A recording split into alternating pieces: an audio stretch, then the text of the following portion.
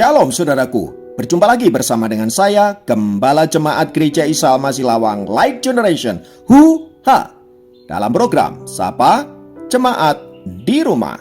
Tetap semangat, tetap berpengharapan, dan harus selalu yakin menjadi pemenang-pemenang di dalam Tuhan kita, Yesus Kristus. Firman Tuhan kali ini terambil dari Yesaya 55 ayat yang ke-6. Yesaya 55 ayat yang ke-6 berkata, "Carilah Tuhan selama ia berkenan ditemui, berserulah kepadanya selama ia dekat."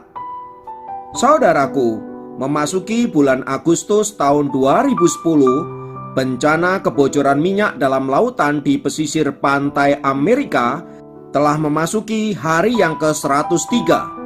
Sungguh suatu bencana yang besar yang membahayakan bukan saja bagi penghuni lautan, tetapi juga bagi penghuni daratan.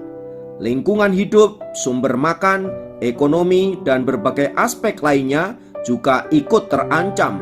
Usaha para ahli untuk menanggulangi bencana ini tidak menunjukkan hasil yang memuaskan. Sebaliknya, justru semakin mencemaskan banyak pihak karena dampak polusi bencana minyak ini tampaknya akan semakin meluas. Pada bulan sebelumnya, yaitu bulan Juli, ada 4 gubernur yang wilayahnya terimbas bencana ini secara serentak menyerukan hari doa khusus agar Tuhan memberikan jalan keluar untuk menutup kebocoran minyak ini. Mereka juga menyerukan agar mendoakan semua pihak yang menjadi korban karena bencana yang memang sangat luas itu. Para gubernur itu diantaranya adalah Gubernur Alabama Bob Riley, Gubernur Louisiana Bobby Jindal, Gubernur Mississippi Haley Barbour, dan Gubernur Texas Ricky Perry mengajak seluruh rakyatnya untuk berseru kepada Tuhan, memohon belas kasihan dan pertolongannya agar bencana dapat dilewati. Riley secara khusus berkata, sepanjang sejarah rakyat Alabama telah belajar rendah hati untuk mencari Allah dan memohon berkat-Nya ketika mengalami masa-masa yang sukar. Dan bencana kali ini adalah salah satu bencana yang paling sulit yang kita hadapi. Gubernur Perry selanjutnya berkata, adalah tepat dan benar bagi rakyat Texas untuk bergandengan tangan dengan sesama rekan dari pesisir pantai dan dengan seluruh rakyat di negeri ini, bahkan dengan penduduk di seluruh dunia, untuk berdoa kepada Allah, mencari hikmat-Nya bagi kita dan bagi para pemimpin kita, memohon belas kasihan-Nya agar ikut campur tangan dalam menyelesaikan dan pemulihan dari situasi krisis yang berkepanjangan ini. Saudaraku, di zaman yang begitu modern dan cenderung sekuler seperti sekarang ini, adalah hal yang patut diacungin jempol bila ada para pemimpin yang masih mengandalkan Tuhan di dalam menghadapi situasi yang mereka hadapi. Seperti yang dikatakan oleh para gubernur itu, mencari Tuhan dan berseru kepadanya, memohon pertolongan pada masa-masa yang krisis dan sukar adalah bentuk kerendahan hati yang nyata. Sebuah pengakuan bahwa manusia dan segala kehebatannya ternyata memang adalah makhluk yang begitu terbatas. Sayang, pada umumnya hal ini baru dilakukan setelah mereka mengalami jalan buntu, setelah situasi yang mereka hadapi begitu pelik, dan setelah upaya-upaya yang bisa mereka lakukan tidak menemui hasil. Dengan kata lain, mencari Tuhan adalah solusi terakhir. Itulah sebabnya saudaraku, ada begitu banyak hamba Tuhan yang mengatakan bahwa krisis yang mereka hadapi itu kiranya dapat menyadarkan banyak pihak agar mereka tidak menyombongkan diri dan mencoba mengabaikan Tuhan dalam hidup mereka.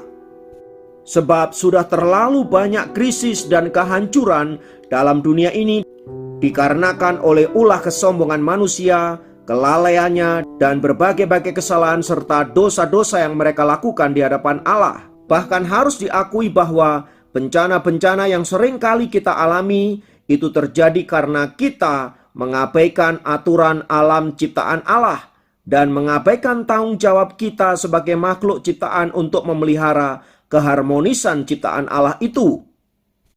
Pada dasarnya, kerakusan dan keangkuhan hidup manusialah yang menyebabkan kehancuran bagi manusia itu sendiri. Dan harus diakui bahwa hanya ada satu jalan untuk memperbaiki semua itu, yaitu bertobat dan kembali melakukan kehendak Allah sesuai dengan perintahnya. Tugas manusia adalah memelihara alam semesta agar semua dapat berjalan dengan baik dan bukan mengeksploitasi untuk kepentingan mereka sendiri. Oleh sebab itu, saudaraku, firman Tuhan yang kita baca di atas yang mengatakan bahwa carilah Tuhan selama ia berkenan ditemui, berserulah kepadanya selama ia dekat, dapat diartikan juga sebagai bentuk tindakan agar kita memelihara apa yang Tuhan percayakan di dalam kehidupan kita, termasuk memelihara alam semesta. Jadi dengan kita memelihara lingkungan, dengan kita memelihara alam semesta, sesungguhnya kita sedang mencari kehendak Allah dan mencari perkenanannya. Sebab dengan melakukan semua tindakan itu tanpa kita sadari, sesungguhnya kita sedang mendatangkan berkat bagi hidup kita dan berkat bagi alam semesta. Karena itu, saudaraku, melalui firman Tuhan di atas, marilah kita mencari kehendak Tuhan, mencari perkenanannya dengan cara memelihara hidup ini dengan baik, memelihara lingkungan, memelihara alam semesta yang Tuhan percayakan untuk kita kelola. Agar olehnya hidup kita senantiasa ada di dalam berkat-berkat Allah, ada dalam kebaikan-kebaikan, dan ada di dalam damai sejahtera Allah. Kiranya Tuhan memberkati. Mari kita berdoa. Tuhan, kami naikkan syukur untuk alam semesta yang Tuhan berikan kepada kami, untuk lingkungan yang indah, dan untuk udara serta segala sesuatu yang Tuhan berikan kepada kami. Tugas kami adalah memelihara semua itu, agar semua berjalan tepat seperti yang seharusnya. Ampunilah kami jika seringkali kami mengeksploitasi alam semesta, yang ujungnya menyebabkan bencana dan kerusakan. Maka sekarang kami mohon berkat-Mu, agar alam semesta dan lingkungan yang kami tempati dipulihkan oleh Allah, diberkati oleh Allah.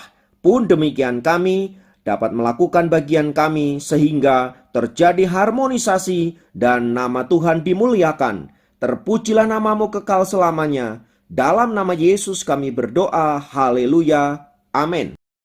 Demikian program Sapa Jemaat kali ini. Sampai jumpa dalam program Sapa Jemaat yang lain. Tuhan Yesus memberkati.